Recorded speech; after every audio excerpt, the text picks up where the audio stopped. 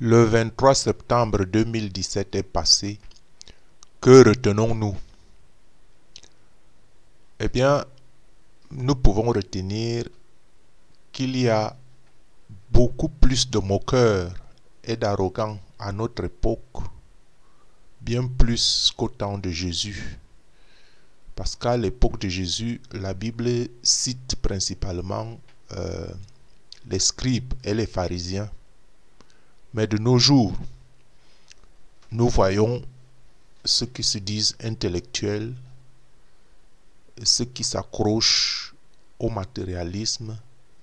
On voit avec quelle fugue ils s'en prennent aux Écritures.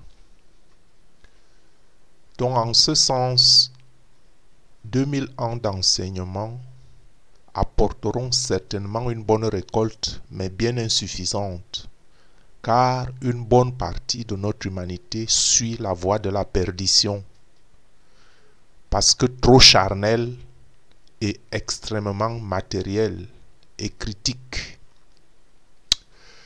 C'est à ce titre que se vérifie bien cette écriture qui dit « Sache que dans les derniers jours, il y aura des temps difficiles, car les hommes seront égoïstes, amis de l'argent, fanfarons, hautains, blasphémateurs, rebelles à leurs parents, ingrats, irreligieux, insensibles, déloyaux, calomniateurs, intempérants, cruels, ennemis des gens de bien. » Ça, vous le retrouvez en 2 Timothée, chapitre 3.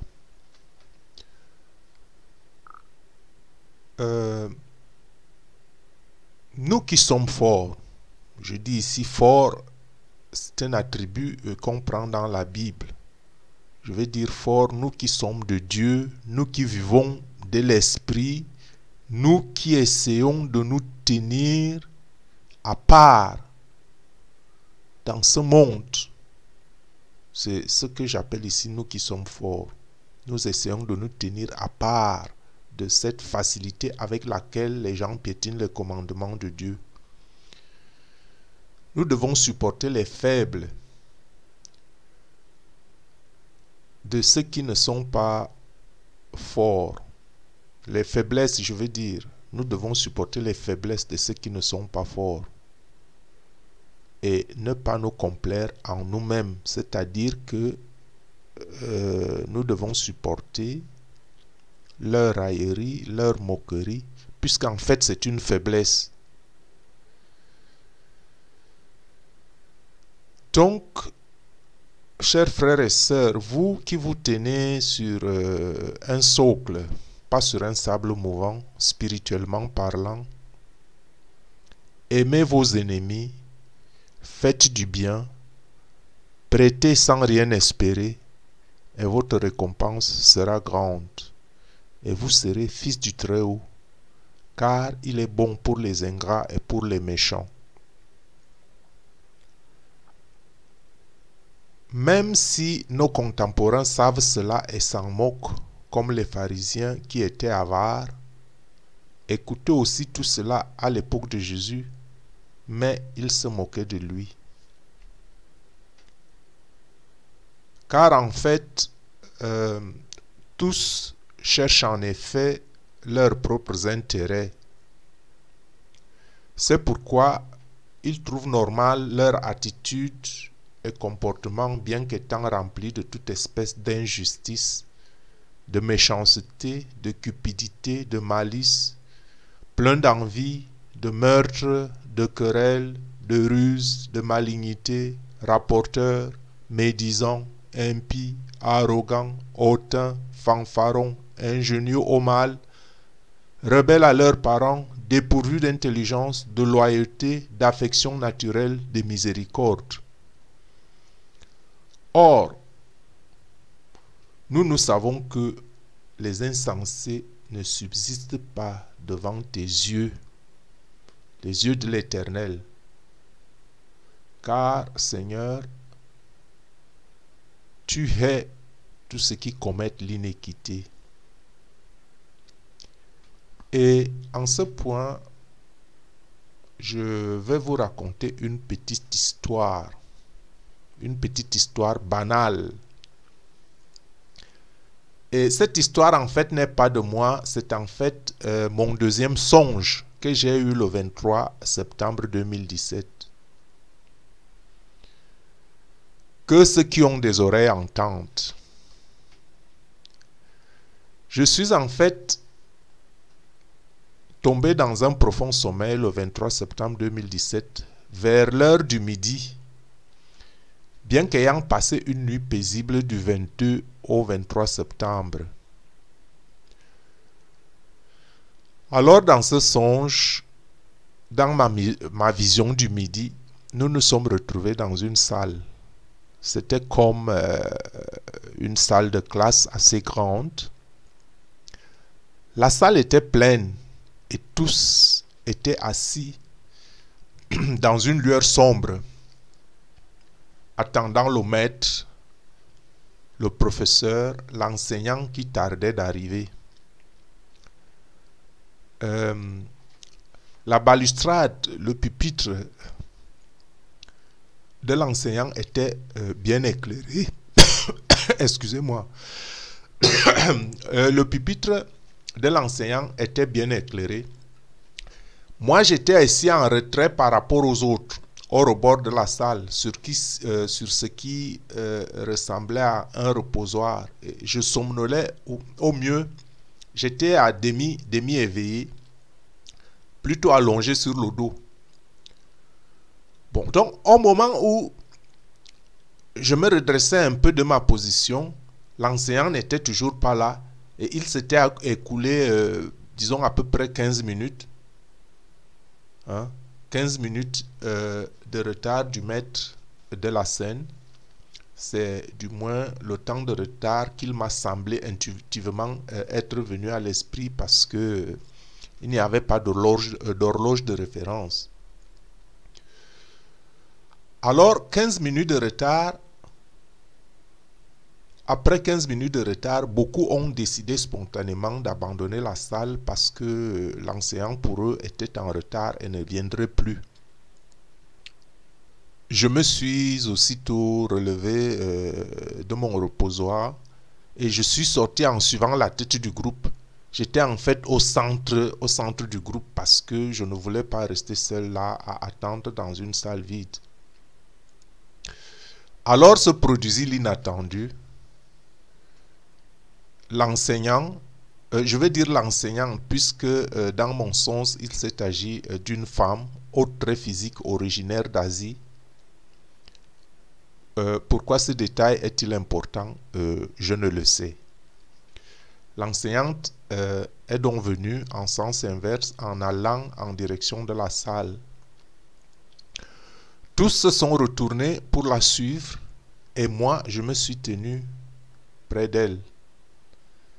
Et elle semblait gênée ou préoccupée par son retard.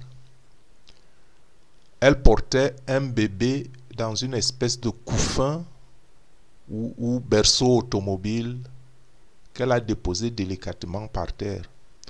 Le sol était cimenté, ce n'était pas un sol mouvant.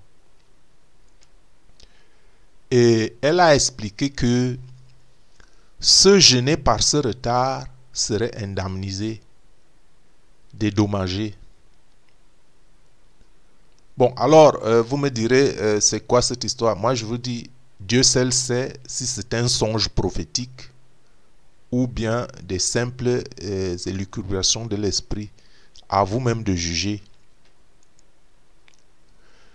Dieu seul aussi sait si dans ce songe, la naissance du bébé était la cause du retard du début de l'enseignement. Mais c'est la raison la plus probable qui m'a été inspirée dans la vision. Après, je me suis retrouvé en train de monter des marches vers une possession qui semblait être la mienne, une possession rassurante et convenable. Et quand je me suis réveillé de mon sommeil, il était environ 16 heures. Donc en résumé, cette vision parle du retard d'un enseignement, d'un enseignant, d'un maître que tous attendaient avec grande espérance. Beaucoup se sont découragés et se sont montrés impatients. Et c'est à 7 heures que l'enseignant est arrivé avec un léger retard. Retard dû à l'accouchement d'un joli bébé. Mais la promesse de réparer le désagrément a été prononcée.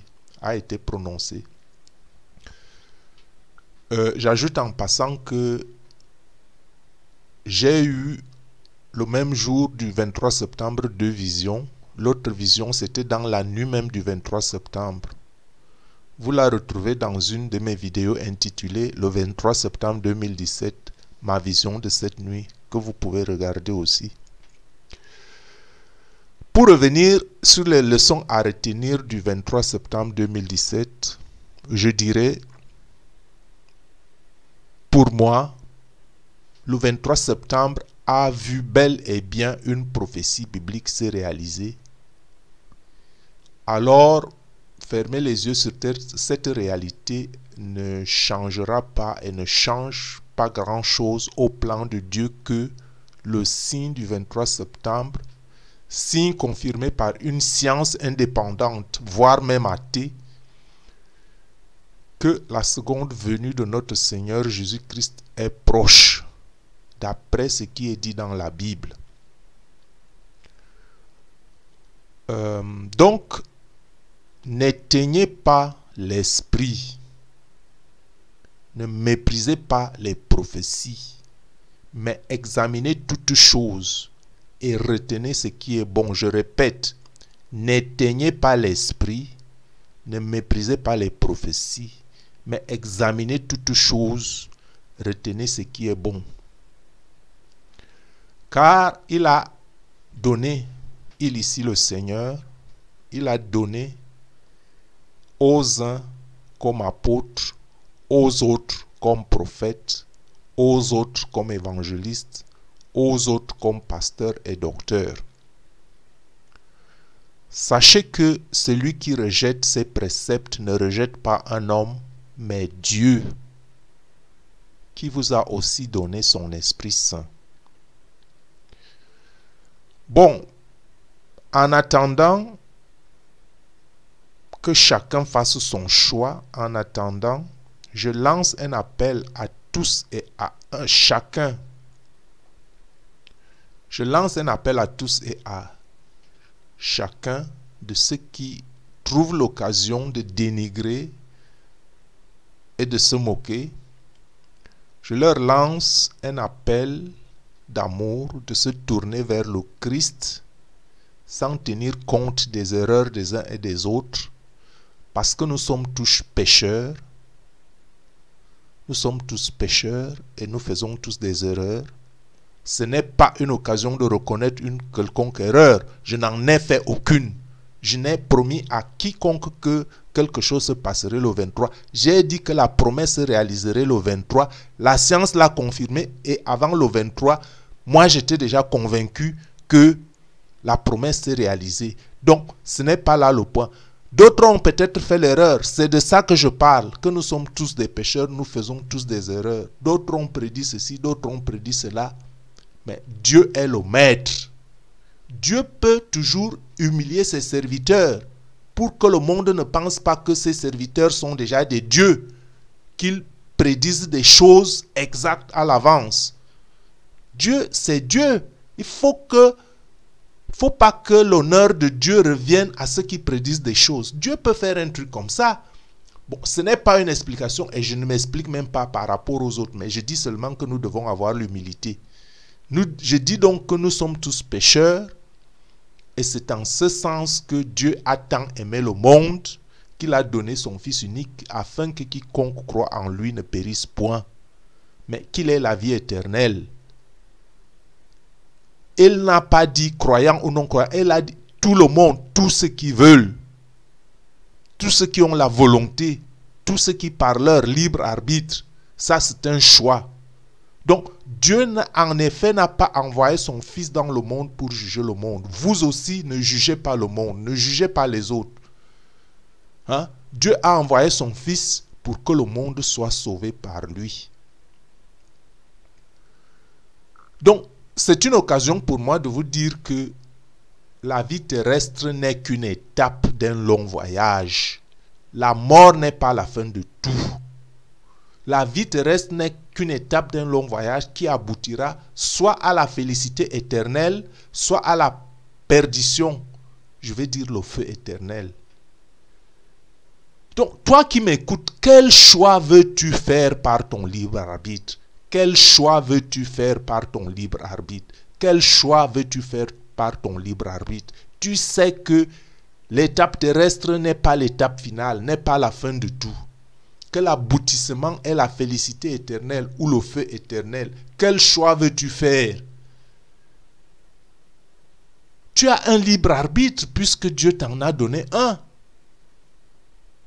Quel choix veux-tu faire? Vois, je mets aujourd'hui devant vous la bénédiction et la malédiction. Ça, c'est des mots qu'on retrouve en Deutéronome, chapitre 11, verset 26. Je reprends. Vois, je mets aujourd'hui devant vous la bénédiction et la malédiction. La bénédiction, si vous obéissez au commandement de l'Éternel, votre Dieu, que je vous prescris en ce jour. La malédiction, si vous n'obéissez pas au commandement de l'Éternel, votre Dieu, si vous vous détournez de la voie que je vous prescris en ce jour, pour aller après d'autres dieux que vous ne connaissez point. Mon frère, ma soeur, quel choix veux-tu faire? Croyant ou non croyant, rentre en toi profondément. Oublie le brouhaha des uns et des autres. Oublie aussi mon propre brouhaha. Mais quel choix veux-tu faire? Veux-tu choisir la vie éternelle ou le feu éternel? Quand tu sais que la mort n'est pas la fin de tout. Puisse l'amour fraternel régner entre tous les hommes, croyants ou non croyants. J'ai encore un s'il vous plaît. S'il vous plaît, tournez-vous vers Dieu. C'est un appel d'amour. Vous pouvez cliquer sur mon pseudo et vous lirez des articles très intéressants qui peuvent vous aider dans les sentiers de la foi et de la croyance. Sois béni.